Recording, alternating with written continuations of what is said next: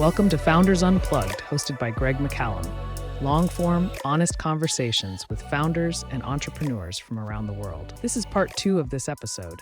Be sure to check out part 1 if you haven't already. Link in the description. Okay, and we're back for part 2. I'm here with Mark Dallimore, and if you haven't watched part 1, then you probably should. Otherwise, you won't have too much context for what we're about to talk about. At the end of part 1, I asked you to do the elevator pitch, as it were, for Engine, which is your current focus, I guess you could say, among other things, I'm sure, as is often the case for founders and entrepreneurs. Which I definitely have a ton of questions to get into, but just to provide some additional context, you founded a few other businesses over the years too. So could you talk a bit more about some of those? Like, what were they? What was the first business that you entered into as a founder or part of the founding team?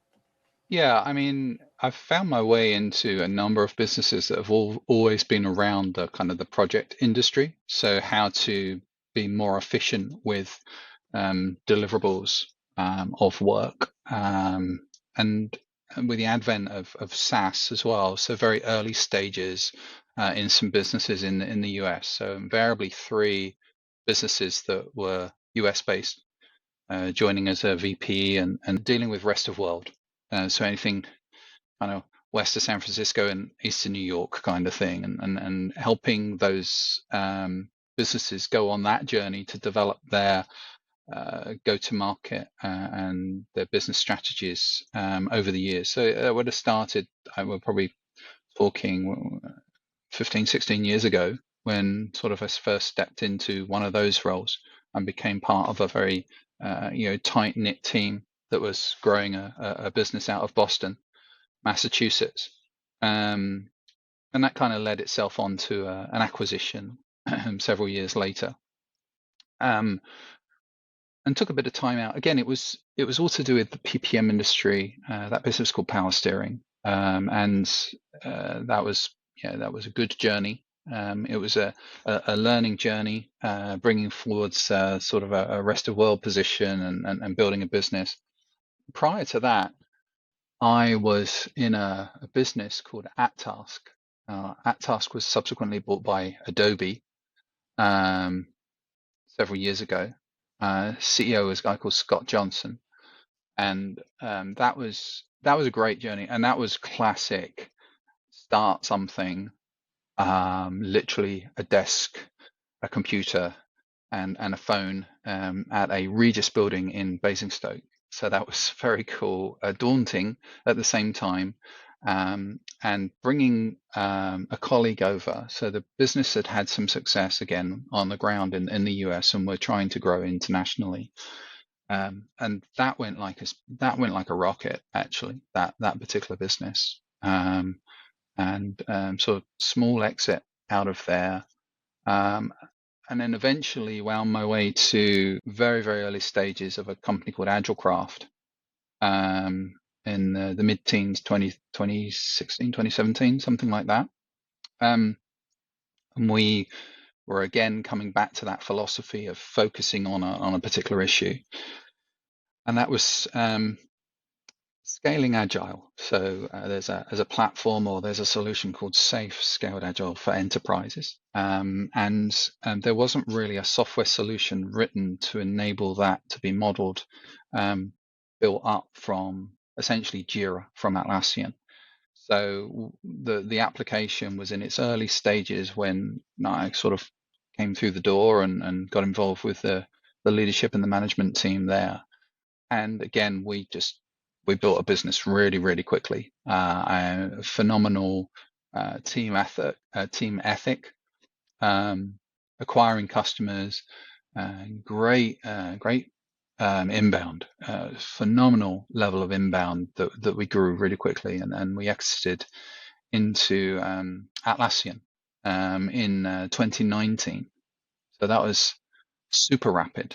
And it was a great learning curve for me personally, just to see, the spirit of a business, everyone on the same path, and there's some great alumni conversations out there from people that were involved in that business, and people involved in that business have gone on to tremendous things now, and whether they've stayed in Atlassian or they've exited from Atlassian following the acquisition. But people have really, I think, I don't like to say that was the best job in my career or that was the best experience in my career, because I think all of them have different nuances and different flavors. But certainly that was the fastest to develop.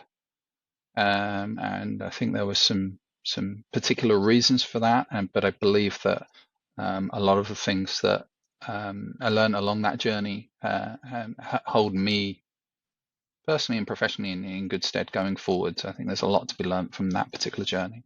But ultimately, that ended up with the big acquisition by the big behemoth that came along, said, "Yep, I want that technology," and grabbed it really quickly.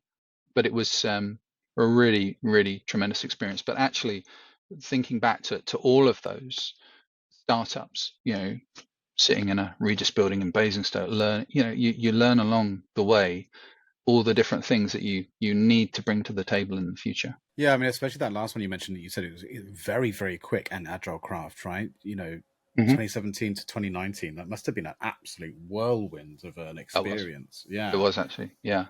Yeah. So and then I assume but as part of that acquisition, then, like you mentioned, you then started working with Atlassian. and Atlassian. I never pronounced the name right. I always get that wrong. I think Alsatian, and then misspell Alsatian, mispronounce Alsatian. You'll get it, Atlassian. That's a good way to remember it. Yeah. And then that brings us up to sort of the modern day, where you co-founded Continuous Software. So what was the catalyst for that? Why did you feel the need to found Continuous Software, which then it obviously has now led to Engine and a couple of other products as well, right? Because I can see there's a couple of other products on the website. There are. I think there's a lot of school of thought of going multi-product sooner rather than later, in startup ventures.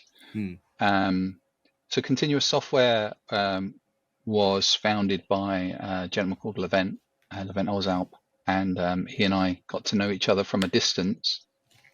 And actually, we shared the same opinion on planning. Agile Craft wrote a very elegant and well-designed application, but it didn't ever solve this particular problem that I spoke about in the last episode, which is the area of strategic planning. That whole philosophy of what work, the right work, how do I get that work done? And there's more and more pressure to do that. I think ultimately, for me, finding myself inside a large corporation such as Atlassian didn't feel like a great fit for me. I didn't feel like I was contributing, and also didn't feel like I was building. So we got to talking and thought about what we wanted to do next for this particular problem, which is where we've brought the products to where we are now, with Engine being the main thrust, but behind our subscription revenue, behind the growth of our organization. But also we have a phenomenal team of folks that understand this domain. By that domain, I mean project and portfolio management, PPM. That whole domain, the relationship that we have with OpenText is incredibly well grounded, very, very solid. And actually, just recently we were put onto the OpenText price list with our Engine product. So we're making some tremendous steps in terms of the potential growth for our business and the exposure to more and more customers.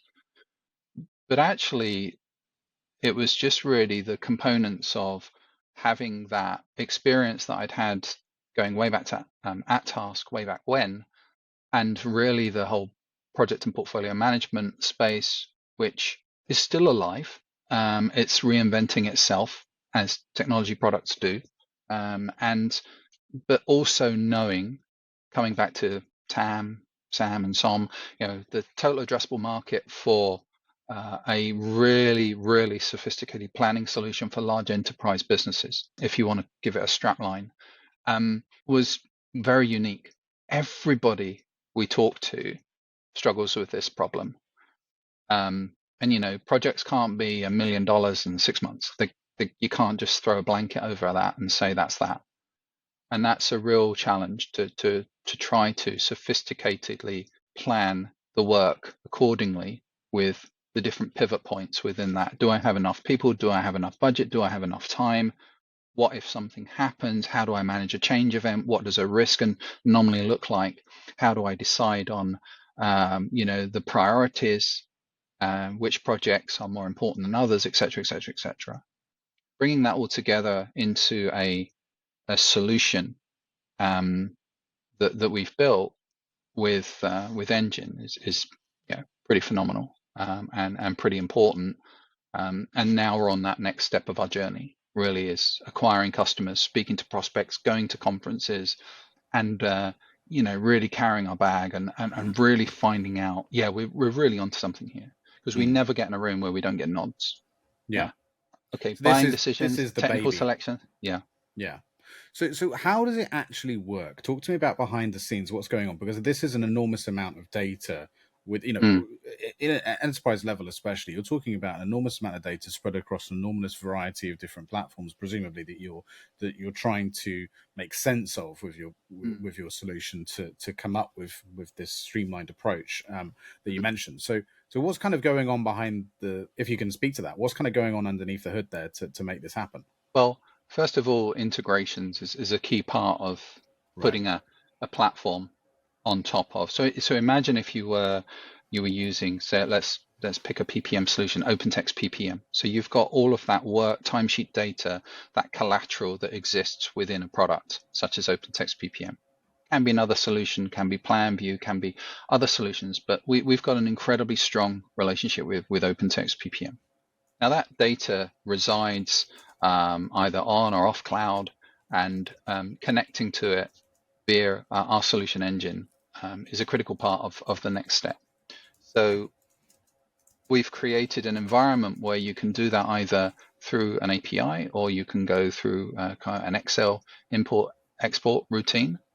So there's a variety of ways that we can capture that information. But interestingly enough, project-led data isn't actually that sophisticated and complicated, which is helpful from a SOC to compliance perspective. It's useful from a GDPR perspective, etc., because most of that data is held internally. And we've built flexibility in our solutions so that we can be on-premise or in the cloud, dependent upon what the client's preference might be. But bringing that up, so think about Engine as being a wrapper that sits around that data, that then allows those strategic leaders to look into the data and start to ask it questions, rather than guessing and thinking, yeah, we'll be okay. We'll just take that backlog work. They can see that information and then start to shift it in or out, compress it or expand it, and start to see the impact of that on their teams and on their budgets and on their capacity to deliver, and then relay that back to their actual strategy, i.e., I'm going to launch a black box bank. What do I need to do that? It's under covers at the moment. We're not going to launch it, but what do we need to put in place? And think about all the different things that happen inside that. But there'll be somebody in that business to say, but we need to have that ready by X. And being able to visualize that currently in Excel, PDF, or PowerPoint it's a little bit cumbersome. It's a little bit clumsy. But being able to lift a laptop up as a strategic leader and going into a room with your superiors or your peers and saying, look, here's where we are, but we've got some decisions to make. We've got some decisions to make about these projects, these initiatives. What are we going to do with them? And then you can start to role play it, because this is a sandbox environment. So this is kind of away from the live data. And we believe, and I firmly believe, planning is a discipline. Planning of work is a discipline. Accepting new work into your backlog is critical, not to overload your teams, not to create that ripple down effect where people feel so incredibly pressurized, or the wrong team is working on the wrong piece of work. So underneath all of this, we've built algorithms. So we have data scientists in our business.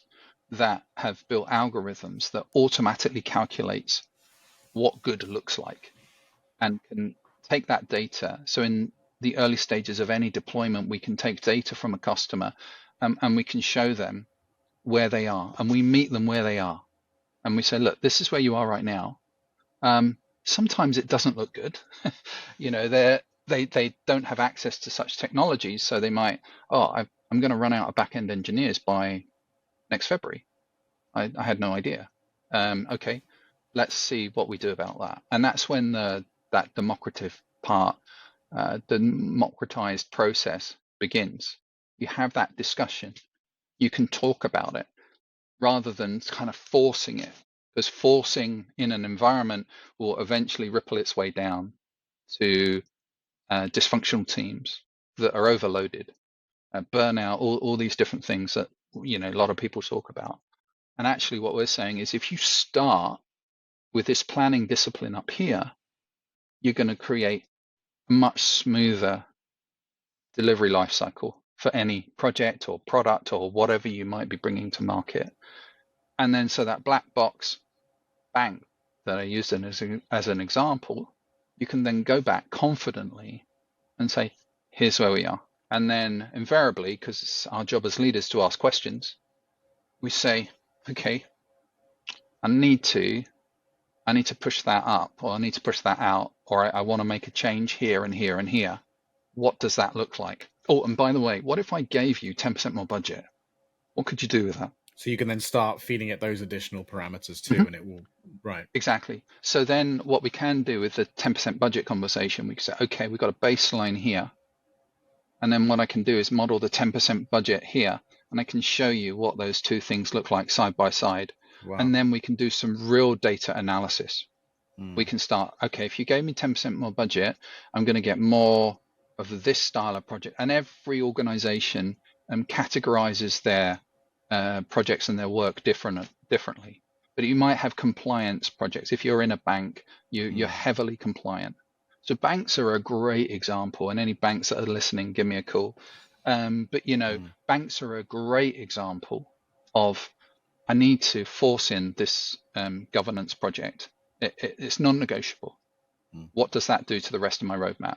I was at a conference last week in Barcelona and was talking to a bank about that exact conversation. And we see this a lot. We see this in a lot of the highly governed institutions and environments where you have to do this particular project. It's completely non-negotiable. We have to push that into our roadmap. What does that look like? And this is where Engine comes into its own, really comes into that.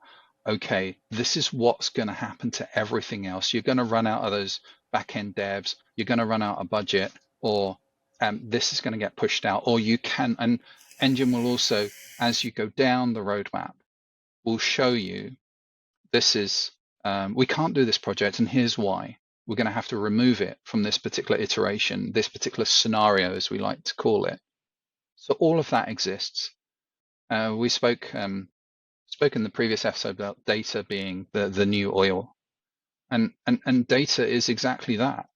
There's terabytes, and there's so much data in large organizations.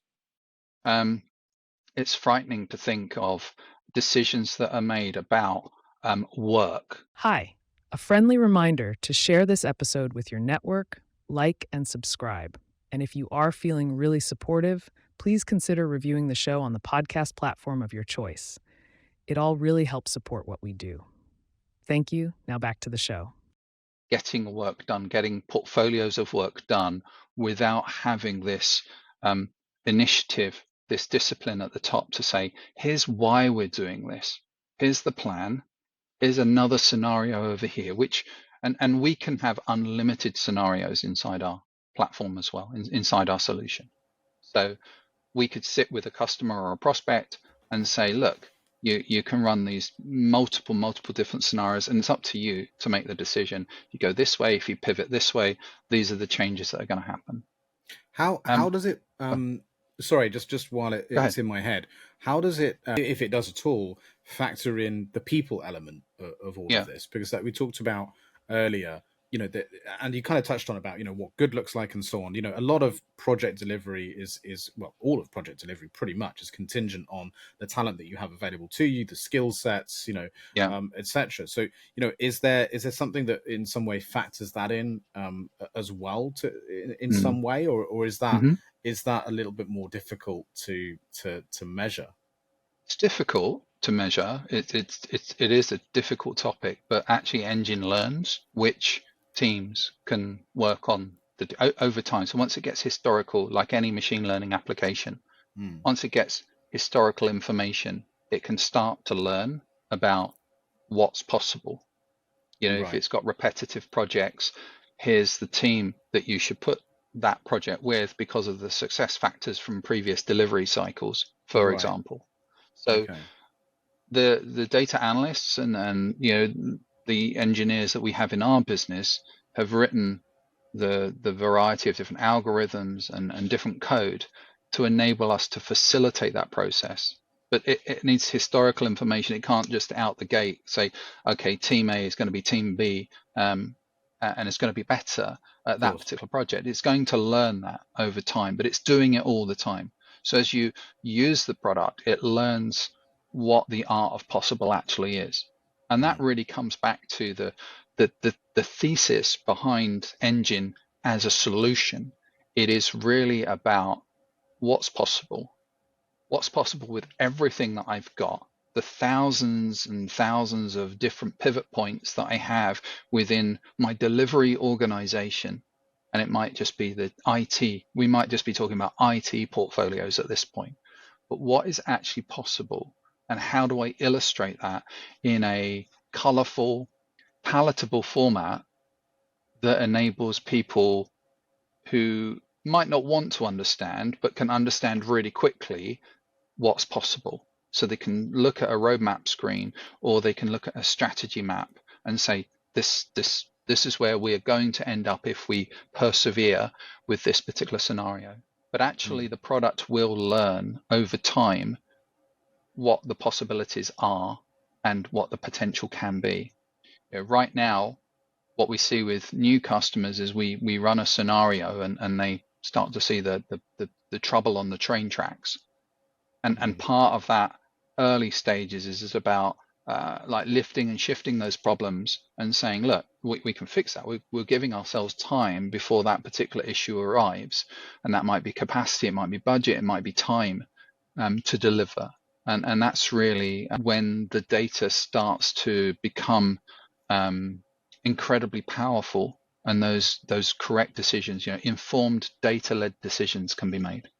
That's the word that I was thinking of, when you were really going into it a moment ago, was just informed, right? It's like very, very informed decision making.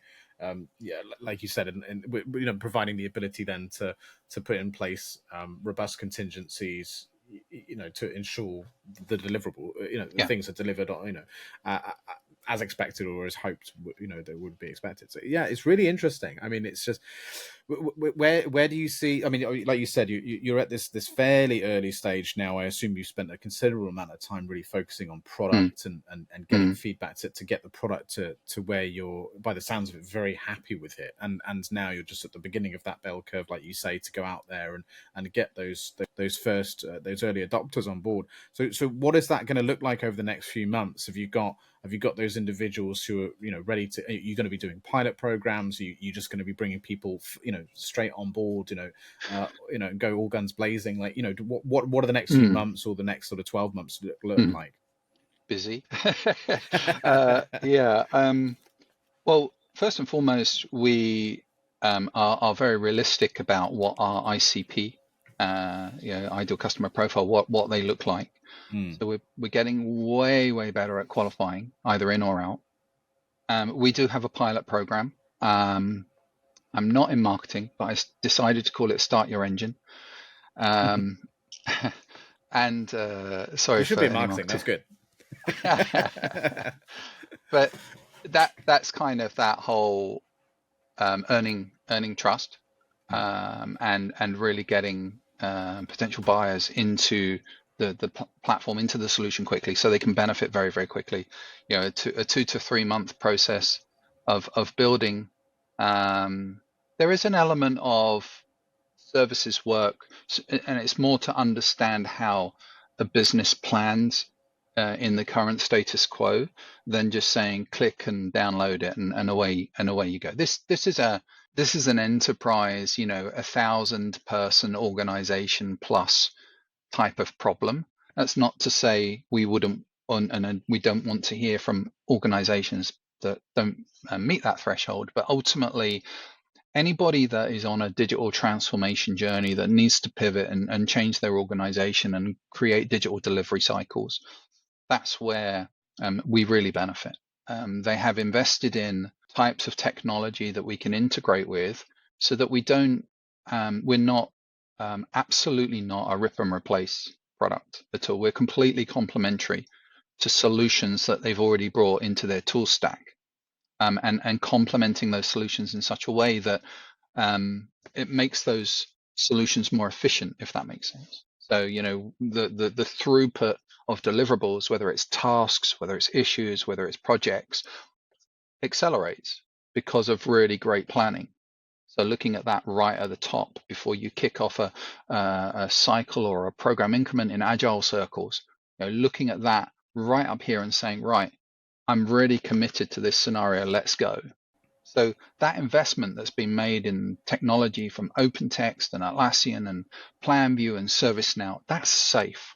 This is complementary to those solutions. So the next 3, 6, 9, 12, and planning, and we're planning accordingly. It's about us penetrating those different market areas, but are embracing and embodying our relationship with OpenText. As I say, we're in OpenText's price list. We're starting to talk to a bunch of their partners. This is a really great product for our partner community to join us on that journey and in a shared risk environment, and really go and talk to their customers about this solution. But really, it's about customer acquisition at the right pace for our business and the right growth. So we've just closed a round. So we've just taken a bit of capital to facilitate that. Thank you. To facilitate that process, we bring some capital into the business. We're going to do, the natural things of conferences and speaking slots and opportunities to talk like this. Thank you again for that, Greg. Absolutely. Gives us a chance to really socialize this problem in such a way that it's kind of hidden behind everybody. And I'm not kidding, that every prospect that we talk to, how do you do this at the moment? Oh, we do it in Excel. And it's like, okay, what if we could show you a better way? And, anybody that is sort of in the Microsoft camp, absolutely there is a better way than using Microsoft Excel, because it can go many tabs deep and become very clunky. And once you get a broken formula, we all know what happens next. So right now, customer acquisition, case studies, really building some great Gartner peer reviews, really building upon that, just to really give us momentum in our different strategies. So we have 4 pillars to our strategy, one of which is the traditional PPM vendors, OpenText, etc. And then we want to get out and talk to other less familiar organizations, and then the GSIs, so the Accentures, the KPMGs of this world. So there's multiple strands to what we're doing, but really, and the point of the NIB is really about acquiring customers at the right pace that our business can accommodate, but also that sits well within our business plan. But ultimately, we know, because we validated this so many times, and I met with a bunch of people last week at the conference that I went to. We don't do that particularly well. We'd love to be able to solve that. It's validation. Yeah. It's interesting though, isn't it? Because of selling into large enterprise, by the sounds of it, you've got a considerable amount of experience there, but the the inherent difficulties of that are abundant, right? The Mm. procurement process being what it is, Yeah. you know, it can be quite slow, a lot of red tape, and then of course just the onboarding process into any new technology. I mean, like you said, you know, you're looking at I would assume probably quite a considerable time frame in order to Mm. get something like this up and running from the moment that, you know, the ink is dry to actually implementing something and getting it up and running in an organization like this. What are some of those challenges that you see, you know, ahead of you for bringing on board those first couple of enterprise customers, and what do you think some of those solutions might be to accelerate that and just kind of make that customer experience a little bit more palatable? Well, one thing I learned at Atlassian, thanks to Scott Farquhar and Mike Cannon-Brooks, is that, you know, co-founders of Atlassian and up until recently co-CEOs, was that partnerships always pay forwards. So we can work with without having a huge onboarding exercise within a procurement of, you know, you name it, a large enterprise. We can work with somebody that's already onboarded with them and is a partner relationship that we can flourish and work together to really distill and support this particular sales process, whether it's from, you know, technical selection through to procurement through to delivery. Just come back to the point that you made about delivery.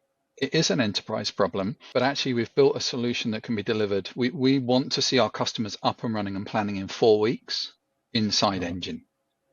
So we can do it quite quickly, but then there's the cycle. So that's kind of like the first version, if we call it, you know, version 1.0, but then there's different iterations and different flavors of how Engine can be developed over time with a customer. So it lends itself towards partner-led conversations that want to maybe gain some more service dollars, euros, pounds, and ultimately enable them to build their expertise in a different area. We're a software vendor.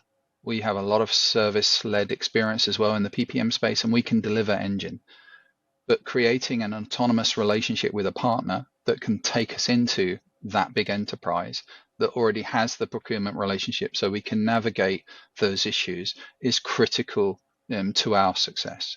And actually we've got some partners on board already. We have a tremendously successful relationship with a company called Performance Technologies in Greece, and we're working to kind of copy paste that relationship with a number of other partners globally, and we will go. It's on our business plan to land in the US because it's an incredibly important market for us as well, and that'll be a second quarter, of 2025, that's what's in the plan right now. Yeah, so almost so when it comes, I mean, hugely multifaceted answer there, which is really interesting, and a really nice insight into kind of your strategic mind, which is really cool. But yeah, like we said about the, you know, the delivery side of it, you know, you've got essentially a version from what maybe I haven't. Correct me if I'm wrong, and I'm sort of paraphrasing incorrectly, but like almost like an entry level version of the deliverable that you can provide in a short enough time frame that there is sort of value realized sooner rather than later, to I assume to create some sort of lock-in effect to feel like they want more, like a minimal viable value, you know, almost. That's a great way of putting it, actually. So take an MVP through the Start Your Engine and build upon that in terms of, you know, take one portfolio, bearing in mind that Engine can handle multiple portfolios. Right. So you might look at it and say, right, let's just focus in on this portfolio here and deliver Engine against that. Let's use that for our pilot, our Start Your Engine, and then let's get going. And then, you know, to keep the vehicle analogies going, we can get you into first gear, and let's see where we move from there. Yeah. And that's really, if we can go beyond that stage very quickly and a customer trusts us to do that, then obviously we want to do that. But there are a variety of ways that we can approach that, both directly and indirectly. But actually, in terms of scale, we want to create enablement products and things that we can leave with customers that can be used regardless of where they are on the planet. You know, this is a pervasive problem that exists whether you're in Australia or in the United States, Canada, wherever you might be. This is a problem that exists within those large organizations. And it's really our challenge right now is making sure we're in the right room with the right people, and the right people are listening and acknowledge the fact that this is an issue that they have in their business and they can solve it with Engine.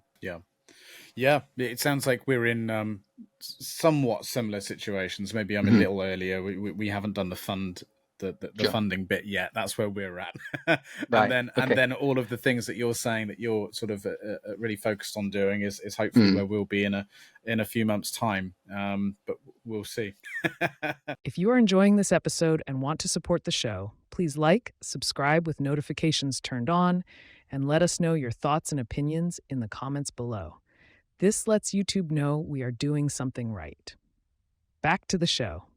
All right. Well, look, we're coming towards the end Cool. of the Great. show and part two. So I want to just open it up to you. Like, what are some of the things that you think, that we're not talking about enough of in the startup world? Let's just put it out there. Like, it doesn't necessarily have to be anything to do with what we were just talking about. It could be Mm. very close to what we were just talking about. But you're very familiar with the startup world, the ecosystem, Mm. and what we're involved in. Mm. What are some of the things that you really don't think is getting enough attention that we should be talking about? Don't think, well, I don't think the entrepreneurial spirit is alive in the UK, if I'm honest. Oh, So really? that's, yeah, Interesting. I do worry about that. There's a lot of Yeah. negativity around decisions that are either being made or are pending. One thing I Do think you we mean at a can, policy level? I think so, at a government policy level, potential tax changes that are Right. coming Yeah. down the Okay. pipe. I Without, agree I with don't want that. to go down Yeah. a political conversation right now. I thought no. Uh, I just wanted to be clear about the distinction we make, because if I think on a grassroots level that the entrepreneurial spirit is very much alive, but if you're yeah, talking about the sort of institute, the political level, then yeah, I have to agree but with you. yeah, I read about entrepreneurs leaving and getting digital nomad visas for Portugal and other European Mm. nations. I hear that's going through the roof. You don't hear, and I think we could learn a lot from the kind of US environment for that. I know it's a much bigger economy. I know there's a much bigger slush fund. I know there's much more money, but we have a tendency to I don't know. I think that, oh, you work in a startup. And it's kind of like that kind of almost like you can't make it in the corporate world. Well, actually, you choose not to make it, or you choose not to be in that. You want to build something. You want to grow with something, and I think there should be a lot more focus. Many times we've heard about there being a certain part of London being this kind of, almost tax-free zone for technical, for hubs, and tax-free hub for startup. We could learn a thing or two from the likes of Dubai and these other countries around the world to really encourage people to stay in our great nation and develop and build and grow and produce jobs and create great, because we're really good at it. We've made some incredible innovations over the years, and arguably laid the foundation for most of the infrastructure in a lot of the world, Mm. for the right and wrong reasons. And ultimately, we've brought a lot of developments to the table and produced things, and we've got some amazing businesses. But I think that actually, from the ground up, I can understand why I keep reading these reports about people leaving and Mm. going off to what's the nation in Eastern Europe? Is it Estonia or one of those countries that amazing incentives to bring businesses into there. Yeah. Same with Ireland. We have a trade co, we have an operational base in Ireland, and they have huge incentives to retain your business in Ireland. And it's a competitive landscape. It's a Mm. competitive market. And I think that, yeah, I'm hugely passionate about creating jobs and creating an opportunity and building a business and being successful, et cetera, et cetera. But I think if we cast our eyes over the Atlantic, we could learn a lot Mm. about where these conversations can go, and how we can build an amazing startup ecosystem. As if by design, we're going right back to the start and just look at SpaceX. I mean, I know it's funded by an incredible individual that's built, arguably changing a lot of different ways that we do things around the world, driving cars, etc. Sure, but he's in an environment where that's able to happen. Exactly, Yeah. exactly. And Mm. I mean, wouldn't it be amazing if that story was in the United Kingdom? Mm. or and I just feel that there are things that it just doesn't feel like there's enough focus on that startup ecosystem. Yeah, there's a lot of stuff happening, but there has to be more. There has to be more governmental incentives. We need to learn from free zones in different parts of the world, and we need to learn about these things to create a much better, particularly in tech. Tech isn't going away. Tech is only going to grow. Yeah. And that's that should be a massive opportunity for any government, regardless of which side of the spectrum they come from, to sit in and say, let's grab that with both hands. Let's become a real tech center. But there's a lot of conversations, there's a lot of press inches about this, but we just never seem to get over the edge. And ultimately, I think there's huge competition across the pond. We know as a business that to really grow exponentially, we have to go into that market. It's just the nature of the beast.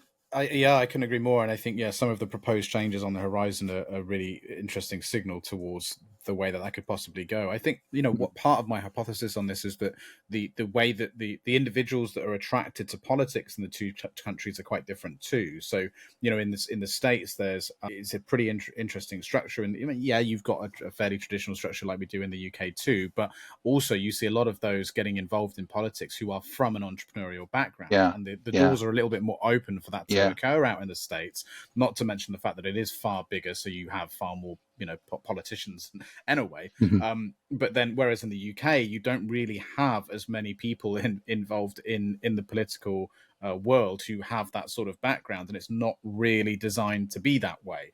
The path to politics is a very set path that really requires you to have the funds from the day you're born in order to make clear headway into that, rightly or wrongly, however you want to, that's a whole other conversation. But the problem there, it just ends up meaning that that you don't have those in politics with the real understanding of entrepreneurship, and correct. And then therefore when it comes to these policies being made, they just look through the entirely wrong lens, in my view, quite often. And I also want to say something. We have all the building blocks that could enable us to be this economic force for technology. We have an amazing university system.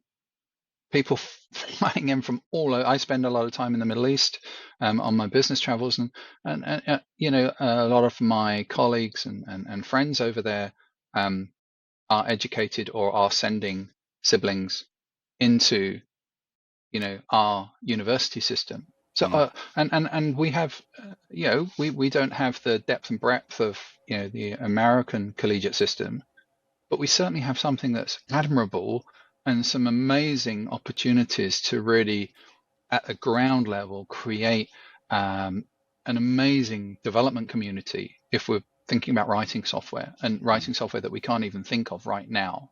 So we need to embrace that. We need to enable and empower that. We need to create opportunities so we don't get the brain drain, which is a lot of that talent will end up going for the big bucks in San Mateo or wherever in the Bay in the future. It happens. It happens. We live in a very small world now where people can communicate and get opportunities by a click of a button on LinkedIn. Well, and before and now you could build an entire organization entirely remotely from your bedroom. I mean, it's just made that even more attainable for people. But I mean, look, as someone who was born and raised in Oxford, and been around the university scene there as well, like, I can attest to the fact that those that are studying to become our future leaders too, that their exposure to economics as part of their sort of PPE sort of course set that they need to do in Yeah. order to do that. The economic side of it is very much through the political lens. Like Yeah. that's a fact. It's not delivered in the same way that it would be delivered to you as part of a module when you're studying business management or any other type of thing. It's very much thrust in that way, and you're looking at it really from that political and philosophical lens, as opposed to what can be done in order to foster growth on a ground roots level, on a macro and micro level. Like, so while I agree with you, I still think there are some institutional changes perhaps that need to be made there. For accessibility. But I mean, look, the other solution to that is that maybe more exited founders need to be getting involved in politics, as opposed to just looking at the traditional start a VC firm or become an angel investor route. Maybe there is that, but I think also there's where's the gateway for that? Attractive. But where's the gateway for that? Because some could argue that previous successful business people have been vilified for taking political positions. You're right. Yeah. So ultimately, it's a double-edged sword. I think there is a lot to be learned from private economy, startup exiting, etc., that whole experience. And I think it's not something that a typical political person that's a lifetime politician can understand or can adhere to or really appreciate. And I think ultimately it can become a little bit toxic very quickly, and I think that's unreasonable. We live in the UK. We don't like success, do we? We like to be second, and that's kind of we're well done, came second, well done. And I think that is something. That's one of from all of my time going backwards and forwards between the US and the UK. That's kind of like one of the biggest mindset changes that's very, very difficult to overcome. That's in a any really society. great way of framing it. Do well, but don't do too well.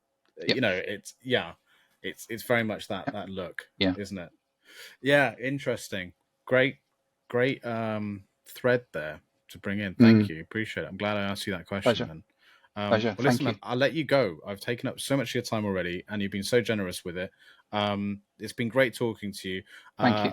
I will put links in the description of this episode for people to go and check you out on LinkedIn. Have a look at Engine and check that out. Is there anywhere else I should be directing people to, and they can follow what you do? Well, we've got continuous.software as our website, right? Engine.com. So it's ANGINE, engine.com.